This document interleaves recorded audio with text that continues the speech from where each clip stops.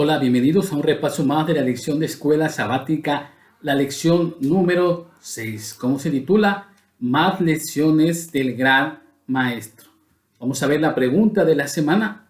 Dice de la siguiente manera: ¿cuál es la diferencia entre una enseñanza mediocre de la Biblia y el estilo convincente que realmente produce la diferencia en la vida de la gente? Al final, no se olviden, tenemos una participación muy especial.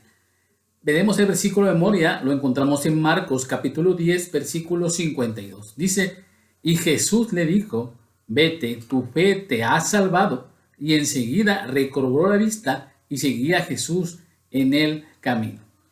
El gran maestro no se sentó en su clase esperando que sus alumnos entrasen en el aula para poderles impartir magistrales lecciones.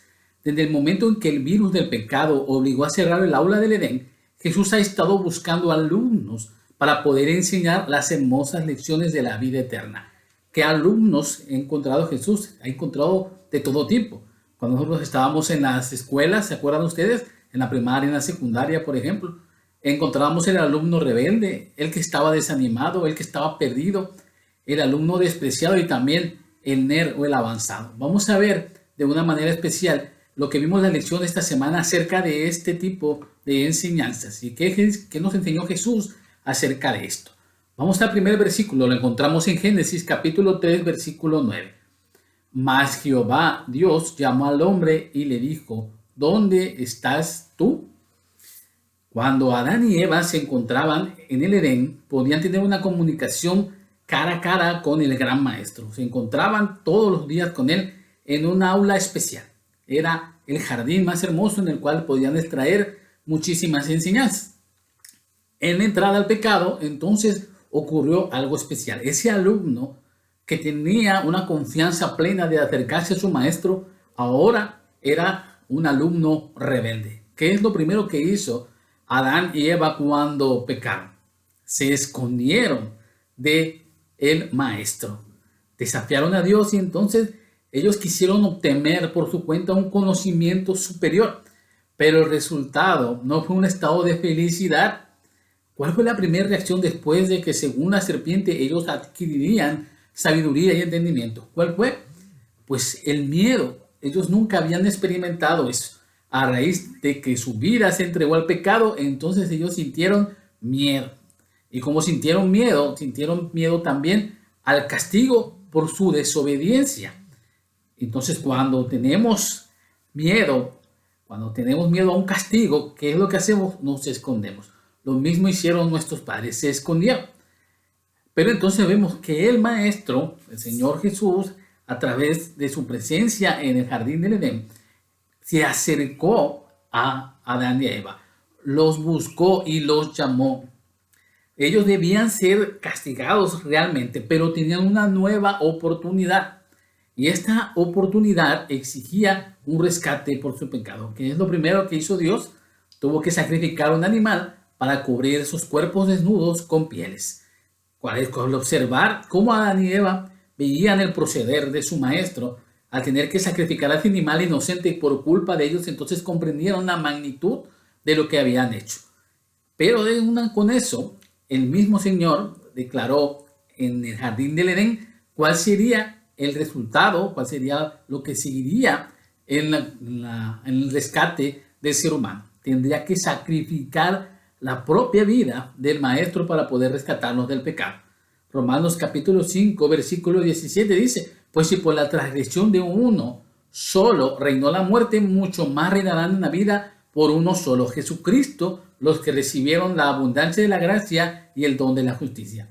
Jesús vino a componer las obras que Satanás había descompuesto, a componer el ambiente en el aula y lo más hermoso, a rescatar a ese alumno que se había revelado y ahora se encontraba en la oportunidad de encontrar una mejor calificación. Ahora el hombre estaba libre de poder acercarse a Jesús y entonces obtener el perdón y la redención. Eso es muy importante para nosotros porque también nosotros cuando pecamos nos escondemos del maestro. Si tú has pecado, tú no tienes que esconderte, Dios ya lo sabe. Lo que tienes que hacer es confesar tu pecado, arrepentirte y entonces sí, Dios te perdonará. Entonces nosotros vemos cómo este gran maestro que tenemos, se ha acercado siempre a la humanidad y sobre todo la ha rescatado en sus momentos más difíciles. Vamos a ver un tipo de alumnos más. Tal como nos indica Pablo en Romanos 5, Jesús, el gran maestro, corrige y repara los desperfectos causados por la rebelión de sus alumnos. Vamos a hacer una comparación entre estos dos. Por ejemplo, con Adán murieron muchos. Con Jesucristo, que dice Romanos 5, abundó la gracia. Con Adán vino el juicio para condenación, pero con Jesús vino para la justificación. Con Adán reinó la muerte y con Jesús reinará la vida. Con Adán vino la condenación, pero con Jesús vino la justificación de la vida. Con Adán muchos fueron constituidos pecadores, pero con Jesús muchos serán constituidos justos. Vemos entonces cómo la intervención de este maestro con esta generación rebelde ha hecho que el ser humano tenga la seguridad de la salvación, porque todas las obras que él hace son para vida eterna. Vamos a ver otro tipo de alumno, el alumno desanimado.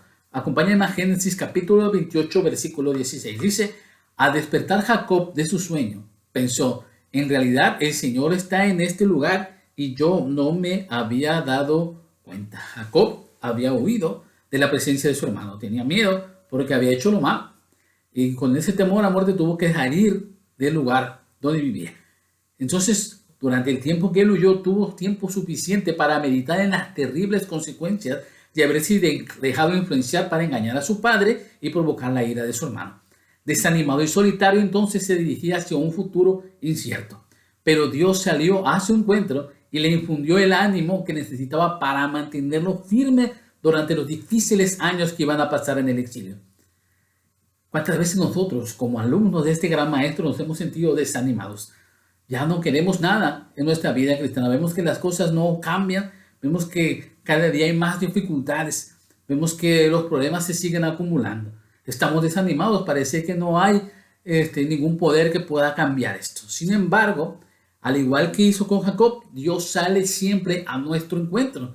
Jacob estaba ahí acostado en esa roca. Entonces vio una escalera enorme que llegaba hasta el cielo y cómo los ángeles subían y bajaban. Eso significaba que hay una relación muy íntima entre el cielo y la tierra. Y que ese puente que une esos dos reinos es precisamente nuestro Señor Jesucristo. Él ha podido acercar a Dios a esta humanidad.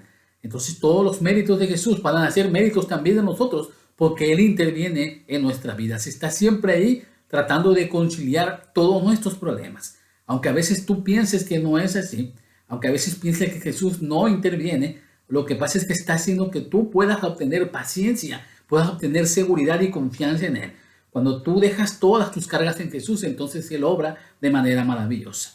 Él nos asegura el perdón, nos fortalece y nos anima a seguir caminando con su mano. Entonces, si tú eres un alumno desanimado, recuerda como Jacob que hay una intervención divina celestial que tú no ves, pero que está ahí presente en cada momento. Vamos a seguir con otro alumno más. Este es muy difícil. Vamos a Juan capítulo 1, versículo 11. Dice, vino a su propio mundo, pero los suyos no le recibieron. Estamos hablando del alumno perdido, el creador, el divino maestro, el que vino en rescate de todos nosotros que estábamos perdidos. Para hacerlo se tuvo que hacer hombre como nosotros, sufrir las mismas tentaciones que nosotros. En su primera aparición pública de Jesús, Juan lo reconoció como el Cordero de Dios, como el Hijo de Dios.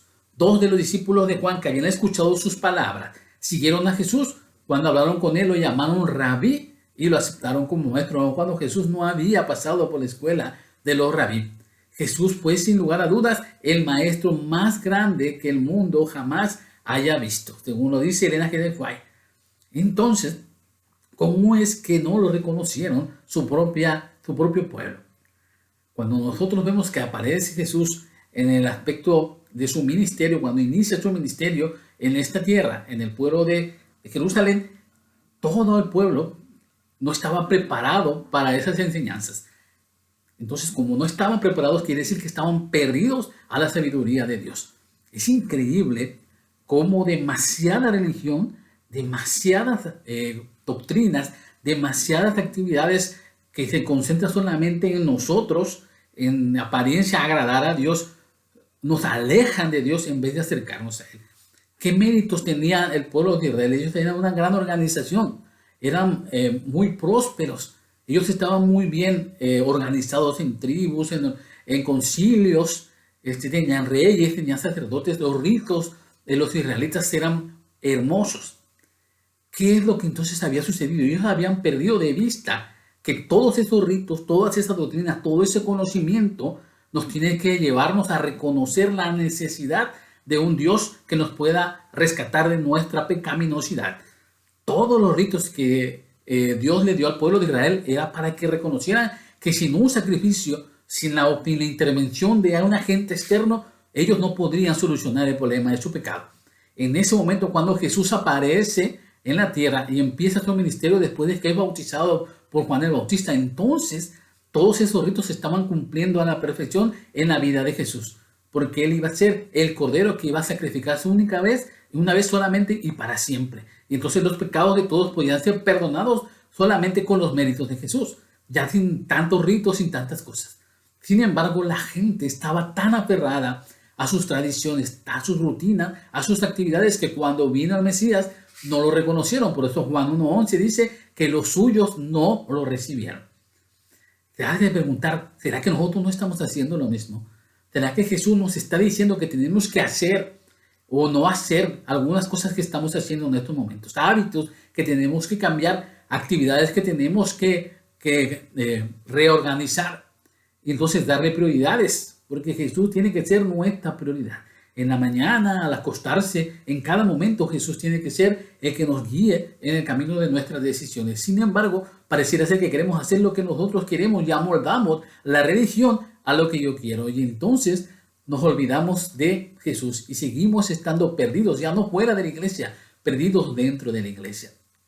Jesús vino entonces a rescatar a esa humanidad perdida, a mostrar cómo era la gloria de Dios, a mostrar el carácter de Dios, a mostrar cómo realmente vivir una vida de servicio. Si tú sigues los pasos de Jesús, estás encaminado hacia la vida eterna. Si tú desvías tus pasos de Jesús y quieres concentrarte únicamente en los aspectos superficiales de la religión, entonces de nada te va a servir llamarte cristiano. Hay que tener mucho en cuenta nuestras prioridades. La enseñanza que la Biblia tiene es una enseñanza total, una enseñanza que incumbra todos los aspectos de la vida, los intelectuales, los físicos, los mentales, los sociales. Todos los aspectos están inmiscuidos en el estudio conciso de la palabra de Dios. Por eso dice que debemos de escudriñar las escrituras, porque en ellos encontramos la vida eterna. Si nosotros hacemos eso, tendremos una verdadera educación cristiana. Ese maestro está ahí dispuesto a rescatarnos. Pero si nosotros no nos consideramos todavía que estamos perdidos, pensamos que estamos bien, entonces de nada van a servir sus esfuerzos. ¿Te das cuenta? Es muy importante reconocer nuestra condición. Vamos a ver otro más. El alumno despreciado. Vamos a Mateo capítulo 15, versículo 27. Dice, y ella dijo, sí, Señor, pero aún los perrillos comen de las migajas que caen en la mesa de sus amos. Jesús se retiró a predicar entre los judíos que vivían en el territorio de Tiro y Sidón, ciudades no judías. Allí se encontró con una alumna que no pertenecía a su aula. Era despreciada por los alumnos del maestro. Incluso con estas palabras que acabamos de leer, sentimos que Jesús también la trató con fealdad. Pero esta alumna, además de despreciada, era también, ¿qué cosa? Contestona. Osadamente se atrevió a colocar sobre la mesa argumentos que de alguna manera contradecían lo que Jesús estaba usando. La alumna convenció al maestro y consiguió lo que necesitaba. A Jesús le gusta que sus alumnos le manifestemos nuestras dudas y nuestras quejas. Jesús quiere que tengamos una comunicación de calidad con Él. Sabes que no tenemos ese hábito. Muchos de nosotros no tenemos ese hábito. Cuando oramos 5 minutos, 3 minutos. Oramos cuando estamos a punto de salir de la casa y ya. No tenemos una conversación realmente con Jesús. No podemos entenderlo porque no le dedicamos tiempo a escuchar, pero sobre todo a razonar con Él. Jesús nunca va a hacer cosas que sean malas para nuestra vida. Siempre va a hacer cosas que sean necesarias, aun cuando sean dolorosas, aun cuando sean difíciles. Si son necesarias para tu vida, Dios las va a permitir. Entonces nosotros tenemos que tener esa comunicación, esa capacidad de poder hablar con Él. Como dice la lección, también podemos quejarnos con Él. Decirles, no me parece lo que me está sucediendo, no entiendo, no quiero. Pero entonces tenemos que aceptar su voluntad. De esta forma le damos la oportunidad de solucionar nuestros problemas, sanar nuestras heridas y dirigirnos en el camino a la vida eterna. Esa mujer encontró la salvación, encontró el perdón de sus pecados, encontró lo que ella buscaba. Aun cuando pareciera ser que Jesús la estaba rechazando, al contrario, nos estaba dando una lección todavía más. Tenemos que encontrarnos realmente con Él, arrodillarnos y entregarnos todo a Él y buscar siempre su misericordia. Entonces vamos a ver el último de los alumnos. Y ese es uno muy bonito, ¿verdad? El alumno avanzado. Vamos a ver Marcos capítulo 10, versículo 47. Dice, y oyendo que era Jesús Nazareno, comenzó a dar voces y decir, Jesús, hijo de David, ten misericordia de mí. Los alumnos que por el estudio de la Escritura estaban mejor preparados para aceptar las enseñanzas de Jesús, decidieron rechazarlo. Ellos eran ciegos espirituales. Los alumnos más cercanos a Jesús también parecían padecer algún tipo de ceguera espiritual, pues eran incapaces de comprender correctamente las enseñanzas aún cuando dormían, caminaban, comían y andaban con Él. Sin embargo, este alumno que vimos en la lección se encuentra en Marcos capítulo 10, llamado Bartimeo, era un ciego de nacimiento, tenía una correcta visión espiritual. Él alcanzó a ver con claridad en Jesús al Mesías prometido. Era sin duda un alumno avanzado. Aún sin los ojos físicos, él podía ver con los ojos de la fe que Jesús era el Salvador. Algunos alumnos necesitan leche espiritual, otros más avanzados pueden tomar alimento sólido. Pero todos necesitamos comer diariamente de las enseñanzas del Maestro. ¿Cómo vamos a alimentarnos profundamente de Él? ¿Cómo vamos a nutrirnos con todo lo que necesitamos para que nuestra vida espiritual sea una vida espiritual fuerte? Pues tenemos que pasar tiempo con Jesús. Entre más capacitados estemos con Él, entre más cerca estemos con Él, más capacitados estaremos para recibir sus enseñanzas. Estaremos con un corazón más dispuesto para escuchar realmente lo que el Maestro quiere, porque eso sí, el Maestro va a hablar y tú tienes que aprender a escuchar. Lo que dice el Maestro a través de su palabra puede ser algo que tú no quieras escuchar. Eso es algo muy interesante, hermanos, porque cuando nosotros estudiamos la palabra de Dios, buscamos a veces las cosas que son bonitas, que son útiles y que consideramos importantes. Pero cuando viene una corrección, entonces esa como que la leemos rapidito, le volteamos la hoja, ¿verdad? Y no queremos leerla. Eso no se trata avanzar en nuestro estudio. Tú quieres ser un muchachito en la escuela de Jesús que tenga su estrellita en la frente, que tenga puros dieces en su cuaderno, tienes que aprender a escucharlo a Él. Aun cuando sus enseñanzas sean duras y sean difíciles. Aun cuando eso implique dolor en tu vida, tienes que aceptarlo. ¿Por qué? Porque es la palabra de Dios. Entonces, cuando nosotros aprendemos a estudiar así, tengamos la seguridad de que nos graduaremos con altos honores en la escuela del gran maestro. Fíjense lo que dice aquí el espíritu de profecía en hijos e hijas del 19 de noviembre. No debemos permanecer siempre en calidad de niños en nuestro conocimiento y experiencia de las cosas espirituales. No hemos de expresarnos siempre en el lenguaje del que acaba de recibir a Cristo, sino que nuestras oraciones y exhortaciones deberían crecer en inteligencia a medida que aumenta nuestra experiencia en la verdad. Nosotros tenemos que ir avanzando en el curso de la vida espiritual, en el curso de la vida cristiana. No podemos quedarnos, si ya tienes 20 años en la iglesia, todavía pensando en las cosas que estabas aprendiendo hace 20 años. Ahora tienes que consolidarte como un verdadero cristiano. Vamos a escuchar la respuesta a la pregunta de esta semana. Invitamos ahora a la maestra Sandra Moscoso. Ella tiene una muy acertada participación. Vamos a escucharla, por favor.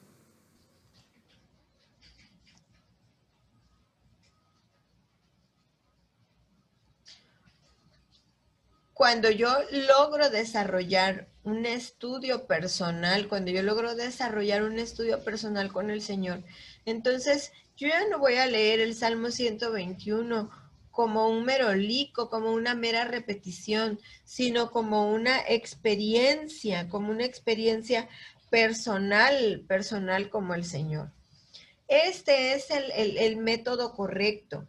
Esta es la diferencia entre una enseñanza mediocre de la Biblia y un estilo convincente que transforma. Es el estilo que transforma no a los que me escuchan, sino que transforma mi vida. Y cuando mi vida es transformada de esta forma, entonces la influencia de la transformación que el Espíritu Santo ha hecho en mí va a hacer que mi familia, que mis hijos se sientan atraídos también para practicar lo que ellos ven que está dando tan grandes resultados en la vida de sus padres. Sus padres dejan de ser enojones, dejan de pelear, dejan de ser criticones, sus padres dejan de ser apáticos, sus padres se vuelven sus amigos, sus padres son personas con un alto grado de inteligencia emocional y con una salud emocional que está en proceso de crecimiento, y entonces ellos quieren participar de esta experiencia. Ahora estamos decididos a no conformarnos nosotros con menos de lo mejor a la vista de Dios, y estamos dispuestos a colocar todo en el altar de Dios para que sea retenido o desechado según lo indique su providencia, porque el enorme problema del estudio de la palabra de Dios y por el que no queremos nosotros tener una mejor forma de estudio es porque a través de su palabra el Señor nos va a decir que no le gusta de lo que estás viviendo. El Señor a través de su palabra te va a decir qué necesitas abandonar y tal vez tú no lo quieres abandonar. El Señor te va a decir con quién tienes que reconciliarte, a quién tienes que pedirle perdón, qué restituciones tienes que hacer.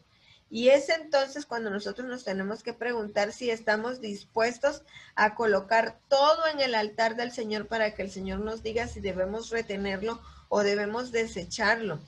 Si en nuestra situación particular, personal, a la vista de Dios, llegara a significar eso, un cambio de trabajo, un cambio de lugar de donde estoy viviendo, si tuviera que significar salir de la ciudad para ir a vivir una vida sencilla a otra ciudad más pequeña o al campo, o hacer una reorganización radical de nuestros horarios sobrecargados, si eso significara que tengo que dejar de estar jugando a la iglesita y dejar de estar dando la apariencia de que soy un gran líder dentro de la iglesia, pero no soy el gran líder que tengo que ser para mi familia, ¿estaríamos nosotros dispuestos a pagar el precio de hacer uso de una enseñanza correcta de la Biblia, de tener esa experiencia?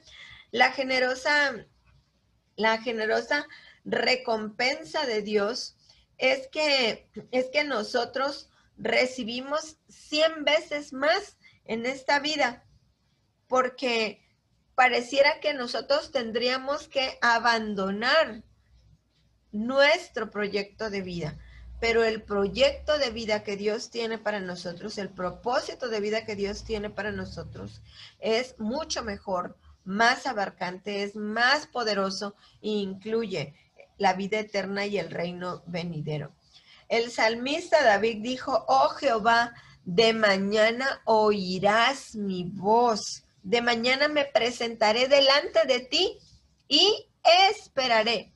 No dijo voy a hacer cosas, voy a hacer, te voy a dar, voy a cambiar. No, dijo esperaré, porque cuando nosotros vamos de mañana delante de Dios, necesitamos detenernos y esperar a escuchar qué es lo que Él quiere de nosotros. En Éxodo 34, versículos 2 y 3, Moisés registró que Dios le dijo: prepárate pues, Moisés, para mañana y preséntate ante mí sobre la cumbre del monte, y no suba hombre contigo, sube tú a solas. Necesitamos estar a solas con Dios. ¿Qué mayor honor podemos nosotros tener? ¿Qué mayor honor podría existir que estar a solas con Dios? Al salir a nuestro propio monte, a nuestro rincón de estudio, a ese lugarcito que tenemos destinados para encontrarnos con el Señor, cuando salgamos de estar a sus pies, nuestros rostros resplandecerán y nuestros corazones arderán por dentro con ese fuego que solo puede tener el que ha estado a los pies de Cristo.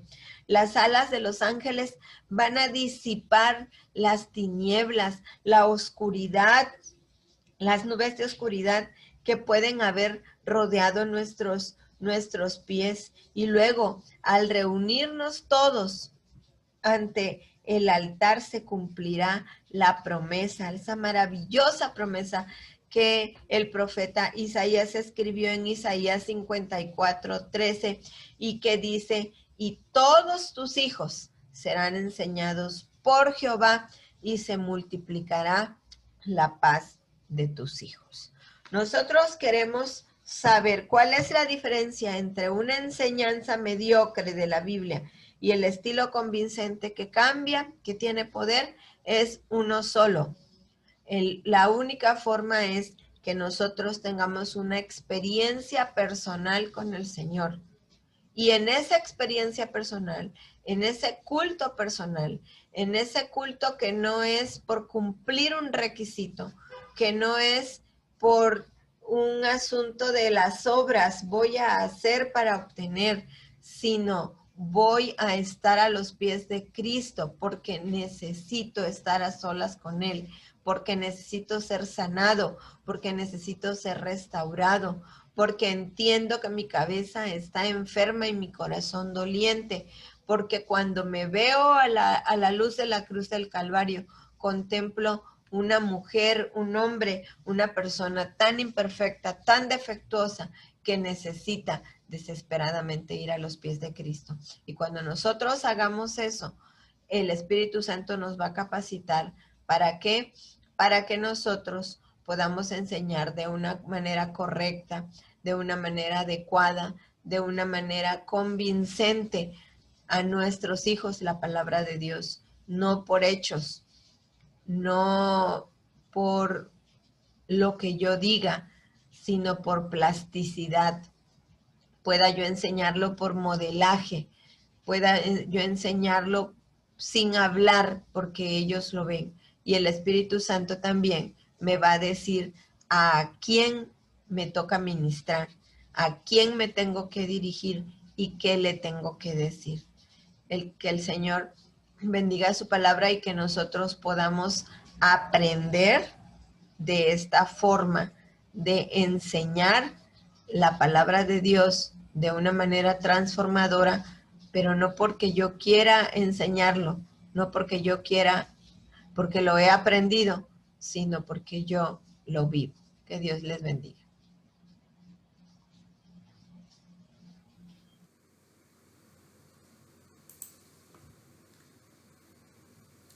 Muchas gracias a la maestra Sandra por su participación. Y así como ella, ustedes también quieren opinar, vayan a los comentarios y encontraremos la oportunidad de participar también. Vamos a orar para terminar nuestro estudio de este día. Nuestro Dios y nuestro Padre que estás en los cielos, alabado sea tu nombre. Gracias por la bendita oportunidad que nos das de participar del estudio de tu palabra. Queremos graduarnos con honores, pero tenemos que avanzar en el curso en que tú nos has impuesto. Por favor, que tengamos los méritos suficientes para alcanzar el conocimiento y la sabiduría que tu santa palabra nos da. Te lo pedimos en el nombre de Jesús. Amén. Que Dios los bendiga en este sábado. Sigamos estudiando y sigamos compartiendo con otros estas hermosas verdades. Bendiciones para todos.